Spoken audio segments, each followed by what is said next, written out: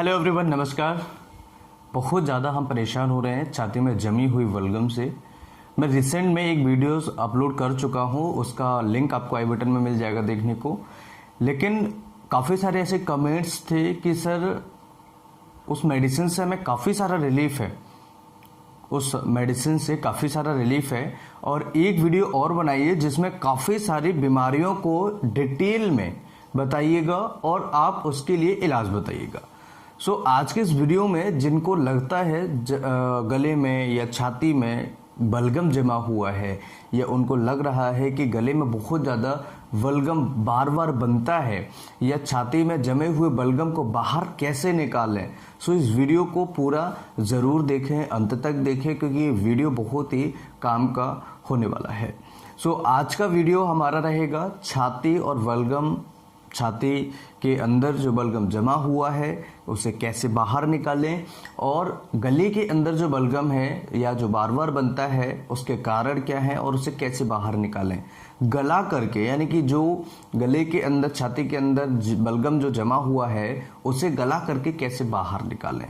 मैं 5 homeopathic medicine का आप सभी को ऐसा कॉम्बिनेशन बताने वाला हूँ जिसकी मदद से आप आसानी से अपनी इस बीमारी से छुटकारा पा सकते हैं। उसके साथ में कुछ ऐसी चीज़ें बताऊंगा जिन्हें आप करके घर पर रह करके अपनी समस्या को ठीक कर सकते हैं। तो दोस्तों, सबसे पहले ये समझ लेते हैं कि गले के अंदर कफ होता क्यों है और छाती के अंदर बलगम जो होता है वो जमता क्यों है, इसके मेन रीज़न क्या होते हैं, इसके मेन कारण क्या होते हैं।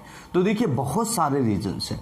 एनवायरमेंटल फैक्टर्स है, इसके अलावा वायरल इन्फेक्शंस हैं, बैक्टीरियल इन्फेक्शंस हैं, इसके अलावा हो सकता है किसी पेशेंट को कोई पर्टिकुलर बीमारी हो उसकी वजह से हो सकता है। तो थोड़ा इसे डिटेल में समझते हैं जिससे कि आप लोगों की भी समझ में आए कि मुझे बलगम बन क्यों रहा है, और कहीं ऐसा तो नहीं है कि किसी बीमारी की वजह से बलगम बन रहा है और आप बहुत ज़्यादा परेशान हो रहे हैं, तो उसे भी समझना ज़रूरी है। तो देखिए, जिन पेशेंट्स को अस्थमा की प्रॉब्लम हो जाती है तो ऐसी सिचुएशन में थोड़ा बहुत उनको बलगम बन सकता है, ठीक है।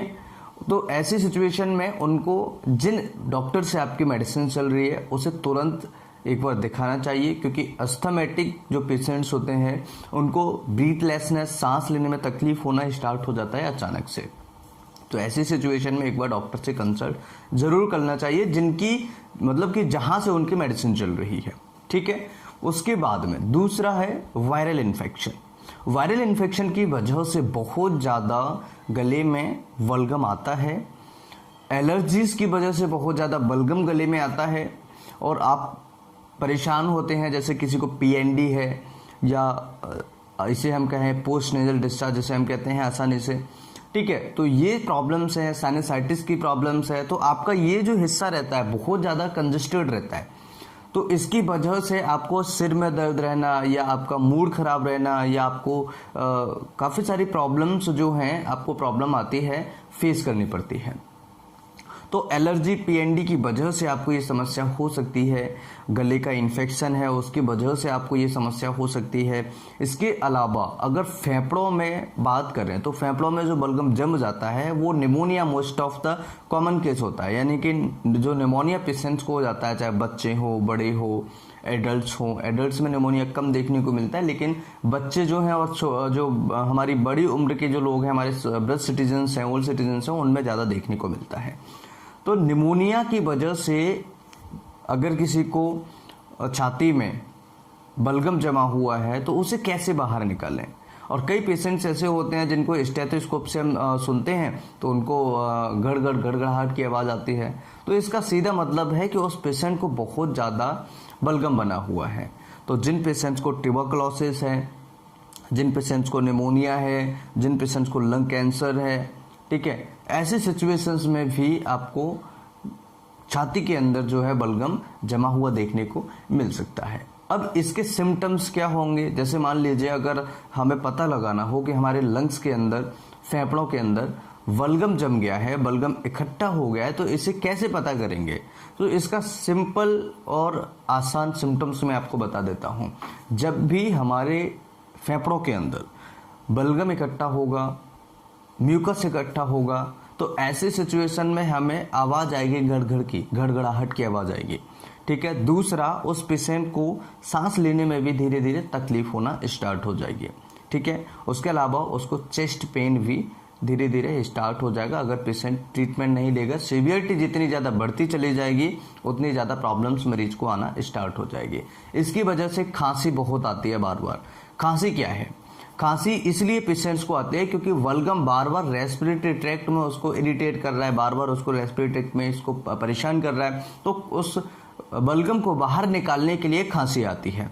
तो ये हमारा डिफेंस मैकेनिज्म होता है। खांसी आना हमारा डिफेंस मैकेनिज्म होता है कि भाई बाहर जो एनवायरनमेंट है और अंदर जो एनवायरनमेंट है हमारे बॉडी का, तो अंदर कुछ चीज़ अगर जाती है तो उसके लिए फॉरेन बॉडी होता है।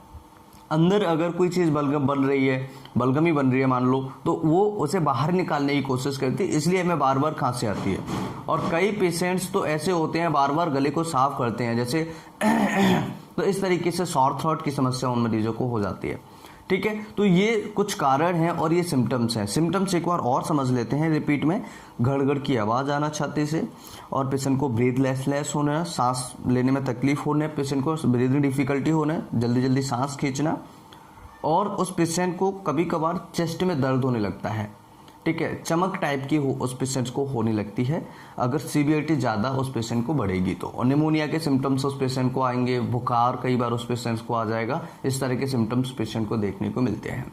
याद रखें, अगर किसी पेशेंट को ज़्यादा प्रॉब्लम है, ज़्यादा पेशेंट परेशान है, तो उसको एक बार नियरेस्ट डॉक्टर के पास ज़रूर दिखाना ज़रूरी चाहिए, क्योंकि अगर आप नहीं दिखाएंगे तो हो सकता है कि सीवियरिटी बढ़ती चली जाए। विदाउट कंसल्टेशन के अगर आप कोई भी मेडिसिन ले रहे हैं या फिर अपनी बीमारी को बढ़ा रहे हैं तो वो आपको प्रॉब्लम क्रिएट कर सकता है। इसलिए अगर प्रॉब्लम ज़्यादा है तो एक बार नियरेस्ट डॉक्टर के पास ज़रूर जाएं और उनको ज़रूर दिखाएं।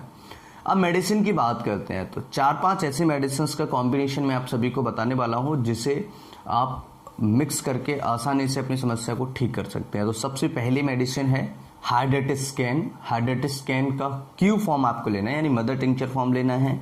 दूसरी मेडिसिन है वाल्सम पेरू, इसका भी आपको मदर टिंचर फॉर्म लेना है।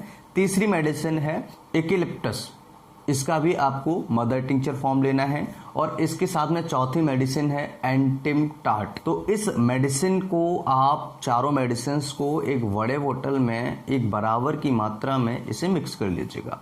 और मिक्स करने के बाद में आपको इस बोतल को अच्छे तरीके से मिक्स कर लेना है, यानी कि बहुत अच्छे तरीके से शेक वेल कर लेना है, जिससे कि वो उसके अंदर जो दवाइयाँ हैं 4 तरह की वो अच्छे तरीके से मिक्स हो जाए।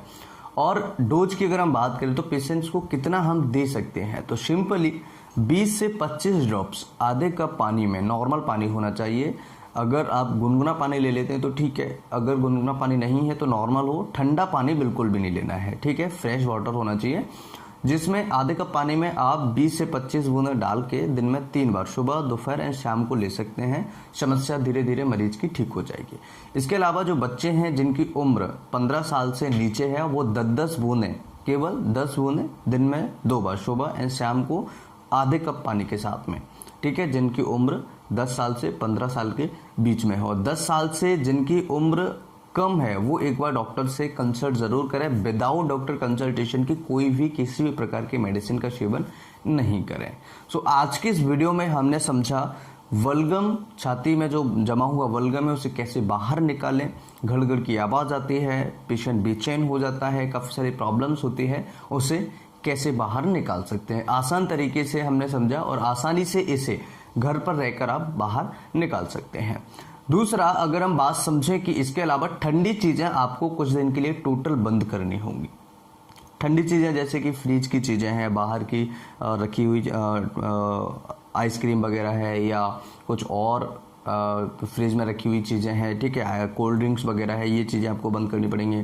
दूध से बनी कुछ चीज़ें थोड़े दिन के लिए बंद कर दें, ये बलगम बनाती है, ठीक है। इसके अलावा तेल जो है, घी जो है, इसे चिकनाहट वाली जो चीज़ें हैं उसे थोड़ा सा कम कर दें। ज़्यादा मसाले वाली, ज़्यादा तेल वाली जो फूड्स होते हैं उन्हें थोड़ा सा अवॉइड करें। बाहर के फास्ट फूड कुछ दिन के लिए अवॉइड करें। आपकी समस्या आप देखेंगे धीरे धीरे ठीक होने लगेगी और आप पूरी तरह से स्वस्थ हो जाएंगे। इसके साथ में अगर स्टीम लेते हैं हम, पेशेंट सुबह और शाम को नॉर्मल पानी लेकर के उसमें थोड़ा सा नमक डाल के और उसकी स्टीमिंग लें, बहुत अच्छे तरीके से उसे उबाल लें और तौलिए से स्टीमिंग लें। बहुत अच्छे तरीके से आप ठीक हो सकते हैं। और स्टीमिंग थोड़ा सा उस बर्तन से दूरी बनाए रखें, क्योंकि अगर आप उसके पास में जाएंगे तो उसकी हीटिंग से भी आपको थोड़ी प्रॉब्लम हो सकती है, तो उससे दूरी बनाकर रखें बर्तन से, राइट।